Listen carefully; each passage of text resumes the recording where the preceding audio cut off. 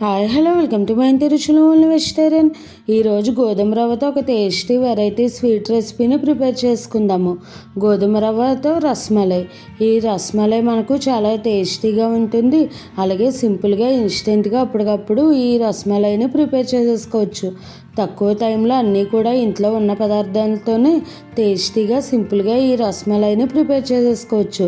చాలా సాఫ్ట్గా ఉంటుంది. దీనిని వేడివేడిగా తిన్నా బాగుంటుంది, లేదంటే ఫ్రిడ్జ్లో పెట్టుకుని డిజర్ట్ లాగా చల్లారిన తర్వాత తిన్నా కూడా చాలా టేస్టీగా ఉంటుంది. ఇక ఆలస్యం చేయకుండా ఈ గోధుమ రవ్వ రస్మలైని ఎలా ప్రిపేర్ చేసుకుందామో వీడియోలోకి వెళ్దాము. ముందుగా మనం డ్రై ఫ్రూట్స్ని పౌడర్ చేసుకుని ఉంచుకోవాలి. దీనికోసం డ్రై ఫ్రూట్స్ని తీసుకోవాలి. నేనైతే జీడిపప్పు బాదం తీసుకున్నాను.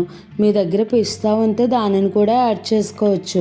పిస్తా లేకపోయినా ఈ రెండింటినైనా కూడా చేసుకోవచ్చు. టేస్ట్ బాగానే ఉంటుంది. అలాగే ఒక 4 యాలకులను కూడా తీసుకుని వీటిని అన్నిటినీ కూడా ఒక మిక్సీ జార్లోకి వేసుకుని గ్రైండ్ చేసుకోవాలి. యాలకులు ఇలా డైరెక్ట్గా అయినా తీసుకోవచ్చు, లేదంటే ఇలైచీ పౌడర్ వేసుకున్నా కూడా పర్వాలేదు. ఇప్పుడు వీటిని అన్నిటినీ మెత్తని పౌడర్ లాగా గ్రైండ్ చేసుకోవాలి.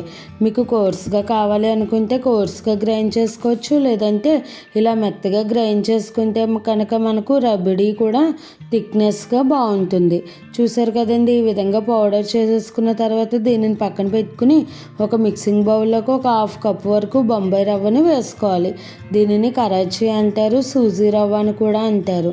ఆ బొంబాయి రవ్వను ఒక 1/2 కప్ వరకు వేసుకుని అలాగే ఒక 1 టీ స్పూన్ వరకు గోధుమ పిండిని వేసుకోవాలి. గోధుమ పిండి మనకు బైండింగ్ కోసం వేస్తున్నాము. గోధుమ పిండి ప్లేస్లో మైదాను కూడా వేసుకోవచ్చు.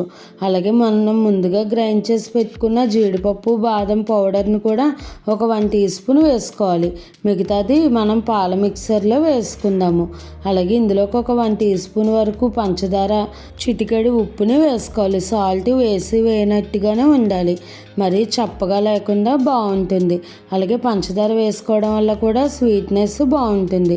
ఇప్పుడు కాసి చల్లార్చిన పాలను ఒక 1/2 కప్ వరకు వేసుకుని ఈ గోధుమను ఒక మిక్సర్ని అంతా కూడా బాగా మిక్స్ చేసుకోవాలి. ఇదంతా కూడా బాగా మిక్స్ అయిన తర్వాత దీనిని నానబెట్టుకోవాలి. ఇది కనీసం ఒక 10 నిమిషాలు నానబెట్టుకుంటే మనకు పర్ఫెక్ట్గా రవ్వ నానుతుంది. ఇప్పుడు ఈ గోధుమ రవ్వ మనకు నానిన తర్వాత మరికొద్దిగా గట్టిపడుతుంది. దీనిని పక్కన పెట్టేసుకుని రబడీని ప్రిపేర్ చేసుకుందాము. దానికోసం స్టవ్ పై కడాయి పెట్టుకుని ముందుగా ఒక 2 టీ స్పూన్స్ వరకు వాటర్ని వేసుకోవాలి. మనం చిక్కటి పాలు వేస్తాం కాబట్టి ఇలా వాటర్ వేసుకోవడం వల్ల అడుగు పట్టకుండా ఉంటుంది. ఇప్పుడు ఇందులోకి 2 కప్స్ వరకు చిక్కటి పాలను వేసుకోవాలి. ఫుల్ క్రీమ్ మిల్క్ అయితేనే బాగుంటుంది. చూసారు కదండి, ఇలా 2 కప్స్ వేసుకున్న తర్వాత ఈ పాలను మరిగించుకోవాలి. మనం 1/2 కప్ వరకు బొంబాయి రవ్వను తీసుకున్నాం.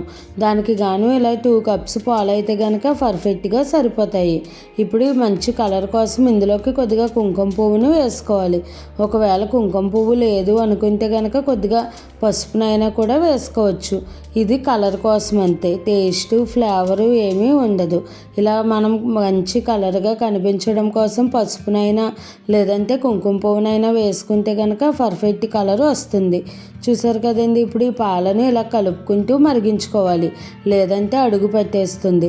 అలాగే మనకు అంచులకు పట్టుకున్న మేగడను కూడా ఈ పాలల్లోకి వేసుకుంటూ ఈ పాలను బాగా మరిగించుకోవాలి. మనం తీసుకున్న 2 కప్స్ పాలు కూడా ఒక 1/2 కప్పు పాలు తగ్గేంత వరకు బాగా చిక్కగా మరిగించుకోవాలి.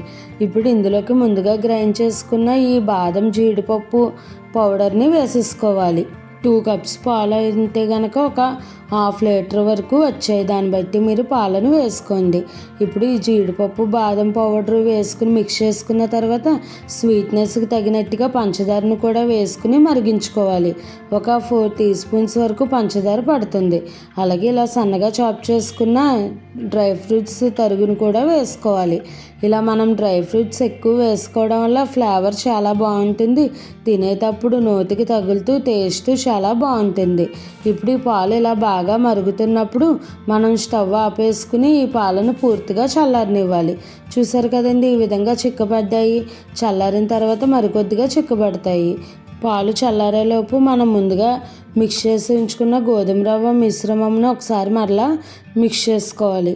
ఇప్పుడు ఇందులోకి ఒక పావు టీ స్పూన్ వరకు వంట సోడాను వేసుకుని బాగా మిక్స్ చేసుకోవాలి.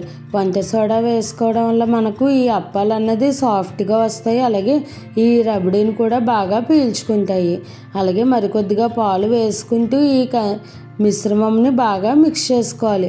కన్సిస్టెన్సీని మనం అడ్జస్ట్ చేసుకుంటూ కలుపుకోవాలి. నేను ఒక 1/2 కప్పు వరకు బొంబాయి రవ్వ తీసుకున్నాను కదా, దానికి గాను 3/4 కప్పు వరకు పాలు పట్టాయి. ఇవి పచ్చి పాలైనా పర్వాలేదు, కాసి చల్లార్చిన పాలైనా కూడా పర్వాలేదు.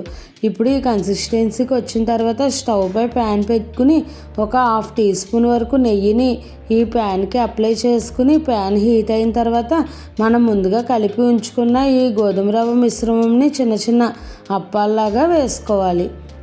ఇలా మనం డీప్ ఫ్రై కాకుండా ఈ విధంగా చేసుకోవడం వల్ల హెల్దీ కూడాను, అలాగే ఎక్కువ ఆయిల్ కానీ నెయ్యి కానీ పట్టదు. ఇలా పెనానికి ఎన్నైతే సరిపోతాయి అన్ని అప్పాలని కూడా వేసుకుని మీడియం టు లో ఫ్లేమ్లో దోరగా ఫ్రై చేసుకోవాలి. ఇవి మీడియం టు లో ఫ్లేమ్లో పెట్టుకుంటేనే లోపల వరకు బాగా ఫ్రై అవుతాయి. ఇప్పుడు ఈ అప్పాలు అన్నది ఒకవైపు ఫ్రై అయిన తర్వాత రెండో వైపు కూడా తిప్పుకుని రెండు వైపులా కూడా ఫ్రై చేసుకోవాలి. చూడండి, మరీ బ్రౌన్గా అలాగే మరీ క్రిస్పీగా రానవసరం లేదు. ఇలా కొద్దిగా కలర్ చేంజ్ అయ్యి లైట్గా గోల్డెన్ బ్రౌన్ కలర్ వస్తే సరిపోతుంది. మరీ ఎక్కువ ఫ్రై అయిపోయినా కూడా ఈ అప్పాలు అన్నవి రబడీని పీల్చుకోవు. చూడండి, ఇలా రెండు వైపులా కూడా ఫ్రై అయిపోయిన తర్వాత వీటిని ఒక ప్లేట్లోకి తీసేసుకోవాలి. ఎంత చక్కగా ఫ్రై అయిపోయాయి, అలాగే ఈజీగా కూడా మనకు ప్యాన్ నుంచి సపరేట్ అయిపోతాయి. ఇప్పుడు మరలా ఒక పావు టీ స్పూన్ వరకు నెయ్యిని అప్లై చేసుకుని మిగతా ఈ పిండి మిశ్రమం కూడా సేమ్ ప్రాసెస్లో అప్పాల్లాగా వేసేసుకుని అన్నిటినీ కూడా రెండు వైపులా ఫ్రై చేసుకోవడమే. ఇలా మనం చిన్న చిన్నవి వేసుకోవడం వల్ల సర్వ్ చేసుకోవడానికి బాగుంటుంది, తినడానికి కూడా పిల్లలకి అట్రాక్షన్గా చాలా బాగుంటుంది. ఇలా ఇవన్నీ కూడా రెండు వైపులా ఫ్రై చేసుకుంటూ ఈ గోధుమ రవ్వ అప్పాలను వేసేసుకున్న తర్వాత వీటిని అన్నిటినీ కూడా ఒక ప్లేట్లోకి తీసేసుకోవాలి. చూడండి, ఈ అప్పం అన్నది విరిచి చూస్తాను ఎంత సాఫ్ట్గా ఫ్లఫీగా వచ్చిందన్నది. చూడండి, లోపల వరకు బాగా ఫ్రై అయింది, అలాగే సాఫ్ట్గా కూడా వచ్చాయి. ఇప్పుడు ఒక ప్లేట్ తీసుకుని ఈ అప్పాలను వేసుకుని పైనుంచి కొద్దిగా రబడీ వేసుకుని సర్వ్ చేసుకోవడమే.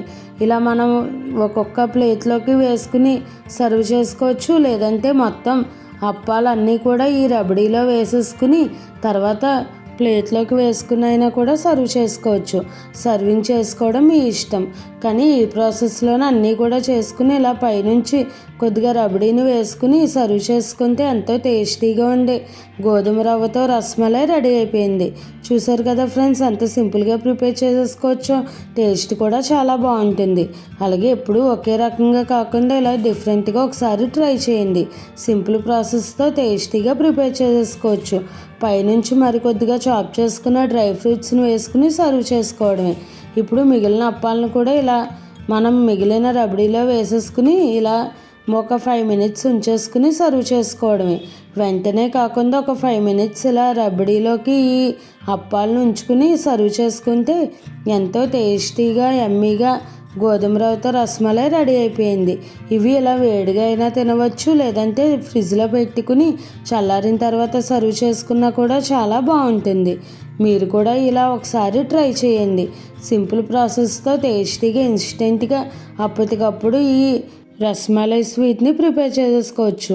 మీరు కూడా ఈ రెసిపీని ట్రై చేసి ఎలా వచ్చిందన్నది నాకు కామెంట్ చేయండి. చూడండి ఎంత సాఫ్ట్గా ఉన్నదో, మనం ఇలా విరుస్తుంటేనే విరిగిపోతుంది. పర్ఫెక్ట్గా రబడీ లోపల వరకు వెళ్ళి చాలా టేస్టీగా ఉంది, యమ్మీగా కూడా ఉంది.